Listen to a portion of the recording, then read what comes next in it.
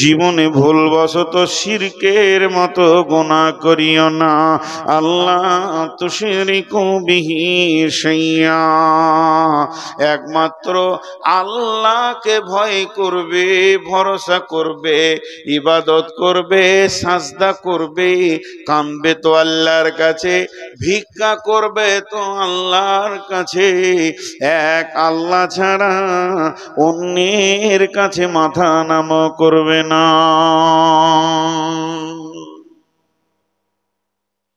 প্রথম নম্বর, 10টা আইন দেখেন কি সুন্দর। শিরক এমন একটা গুনাহ, এটা প্রথমে বলার কারণ হচ্ছে শিরক যদি কেউ করে তারপরে যত ভালো আমল করবে আর কাজে লাগবে না, ফালতু। বহু গায়ের মুসলমান আছে, লাখ লাখ টাকা দান করে, রাস্তাঘাটে দেয়, গরিবকে খাওয়ায়, গরিবকে পয়সা দেয়, কিন্তু কোনো কাজে, জোরে বলেন, কোনো কাজে লাগবে না। রাত বাড়তে চলেছে, কিছু কথা আপনাদের সামনে বলতে চলেছি, ধৈর্যের সঙ্গে শুনবেন আর উত্তরগুলো দিবেন, কোনো কাজে লাগবে না। এর জন্য আমার রব বলছেন, ইন্নাহু মান ইউশরিক বিল্লাহি ফাকাদ হারামাল্লাহু আলাইহিল জান্নাতা ওয়া মাওয়াহুম জাহান্নাম। নিশ্চয়ই যারা শিরকের মতো গুনাহ পৃথিবীর বুকে করে, আল্লাহর সঙ্গে অংশীদারি করে দেয়, আল্লাহর কাছে যেটা চাওয়া পাওয়া, ভয় করা, ভরসা করা, ওটা মানুষের কাছে ভয় ভরসা করে নাই, মূর্তির কাছে, গাছের কাছে, পাথরের কাছে চলে যায়। আমার রব বলছেন যে ওই লোকটি কোনো দিন জান্নাতে যাবে না। একটা মুমিন মুসলমান কালেমাওয়ালা জীবনে কোনো দিন শিরক করেনি, ওকে জাহান্নামে একটা নির্দিষ্ট কাল রাখার পর কালেমার জন্য সে একদিন জান্নাতে পৌঁছাবে। কিন্তু শিরক করা ব্যক্তিটা তাহাজ্জুদের নামাজও পড়েছে, কিন্তু কোনো কাজে লাগবে না। তাকে লিলিহান অগ্নিশিখাতে ঢুকতে হবে, আর ঢুকে যাবে তো আবাদান আবাদা থাকবে, তার জন্য বের হওয়ার কোনো রাস্তা নাই। তাই আমার আল্লাহ বলেন, নবী হে, তুমি বলে দাও আমার গোলামদেরকে, তারা 1 নম্বর আমার আইনকে যেন মেনে নেয়, শিরকের মতো গুনাহ না করে।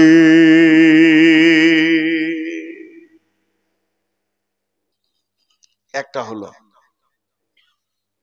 নাম্বার 2, ওয়াবিল ওয়ালিদাইনি ইহসানা, ওয়াবিল ওয়ালিদাইনি ইহসানা।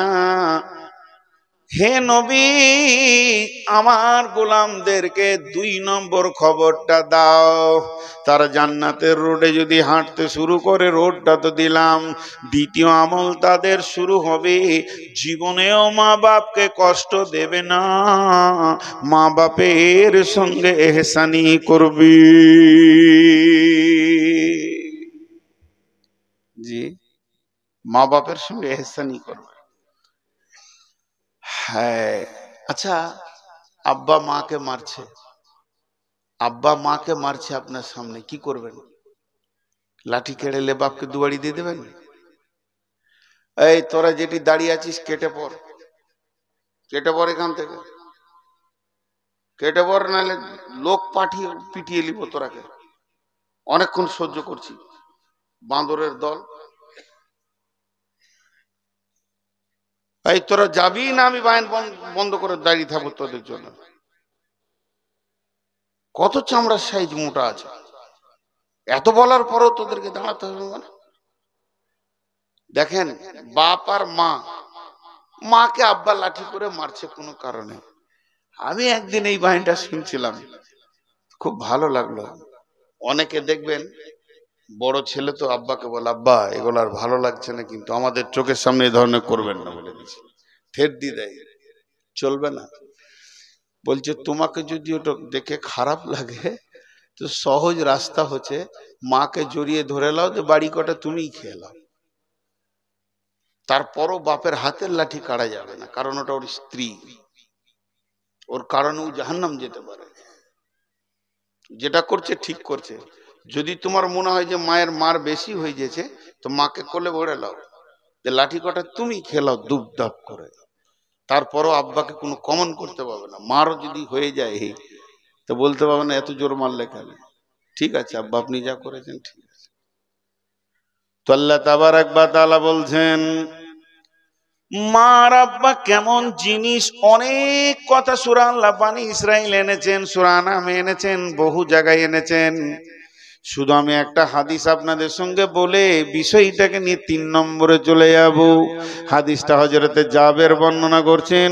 ওয়ান জাবের রাদিয়াল্লাহু তাআলা আনহু قال قال رسول الله صلى الله عليه وسلم من سلس كن فيه يسر الله حتفه ويدخله جنته رفق بالضعيف صفقة الوالدين إحسان المملوك। হযরত জাবের রাদিয়াল্লাহু তাআলা আনহু তিনি একজন শহীদ সাহাবী, তিনি একজন বিখ্যাত সাহাবী। হযরত জাবের আর জুবাইর দুইজন মদিনার মাটিতে নাই, তাদের মাটি হয়েছে ফোরাত নদীর তীরে, ওখানেই শহীদ হয়েছে। ওই জায়গায় তাদের লাশকে পুঁতে রাখা হয়েছে। কঠিন কিয়ামতের দিনে ওইখানে কবর থেকে তারা কিয়ামতের মাঠে উঠবে। এই বিখ্যাত সাহাবী জাবের বলছেন আল্লাহর নবী বলেছেন পৃথিবীর বুকে যদি কেউ 3খানা আমল করে যায় আল্লাহ তাকে 2টা প্রাইজ দেবে।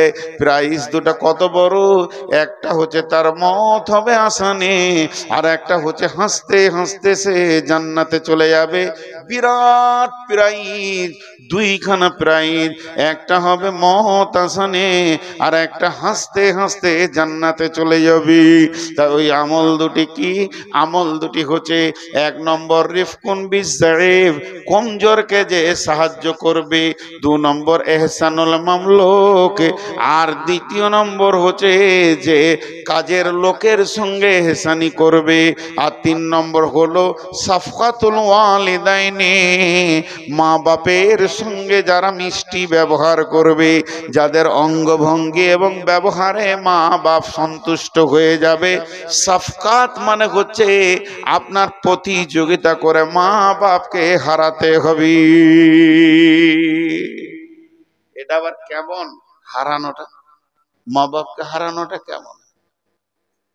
জি, হারানো। দেখেন আপনাকে আপনার আব্বা ডাকছে, জামিরুল, জামিরুল। কয়বার ডেকেছে বলেন? হারিয়ে দেন না আব্বাকে। জি আব্বা। আব্বা কি বলছেন? আব্বা হাজির আছি আব্বা। আব্বা বলেন, আব্বা বলেন। জি আব্বা। কর বললেন? 6বার। হারলো না জিতলো? হারলো। বলছে এইভাবে অঙ্গভঙ্গি দিয়ে। খালি একবার ডেকেছে মা, হবিবর। জি আম্মু। মা বলেন। মাঝি। মা শোনা কি বলছেন? আম্মু বলেন। এটা হচ্ছে অঙ্গভঙ্গি। জি, মা বাপকে ভালোবাসেন, এমন মিষ্টি কথা হবে যে মা বাপ ছেলের জন্য অটোভাবে দোয়া করবে, দোয়া চাইতে হবে না। আমি অনেক জায়গায় বলেছি, বাংলাদেশে বেশ কিছু ঘটনা আমার ঘটেছে। এগুলো আমি টাঙ্গাইল একটা জালসা থেকে উঠেছি, নামতে যাব, চিনি না, কিছুই না। ছেলেটা কোথাকার, চেহারাতে মনে হচ্ছে কোনো মাদ্রাসার ছাত্র। আমার জুতো 2টা নিয়ে এসে পায়ে দিয়ে দিল। কত দোয়া করলাম গাড়িতে যেতে যেতে যেতে, 8 ঘন্টা খালি দোয়াই করেছি, আল্লাহকে ইজ্জত বাড়িয়ে দাও, বড় আলিম বানিয়ে দাও, বড়। আরে আমার দোয়া কবুল হবে না হবে এটা বলছেন কেন? কুকুরের দোয়া কবুল হবে। বেশ্যা মানুষ, মেয়ে কুকুরকে পানি দিয়ে জান্নাত গেল। আমি গুনাহগার, কিন্তু দোয়া কবুল হবে কারোর জন্য করলে, হবে না কেন? তো অতএব সাফকাত করতে হবে মা বাপের সঙ্গে। 2টা বলা হলো, 1 নম্বরে শিরক করো না, 2 নম্বরে মা বাপের সঙ্গে ভালো ব্যবহার করবি।